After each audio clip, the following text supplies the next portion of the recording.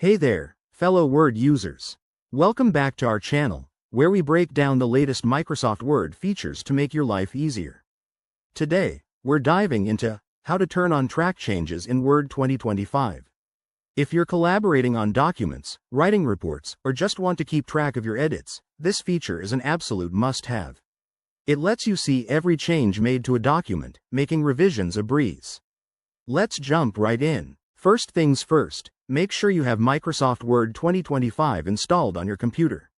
If you're on a Windows or Mac device, open the app and load up the document you want to work on. Once you're in, head to the top of the screen and look for the Review tab. It's usually right next to Home and Insert. Click on that tab, and you'll see a section called Tracking. In the Tracking group, you'll find the Track Changes button. It's often represented by a pencil icon.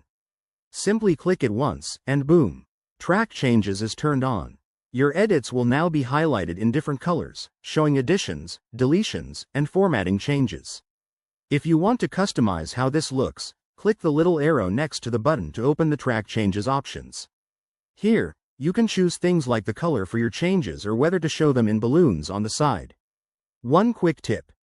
If you're working with others, remember to turn on Track Changes before sharing the document. This way, everyone can see the updates in real time.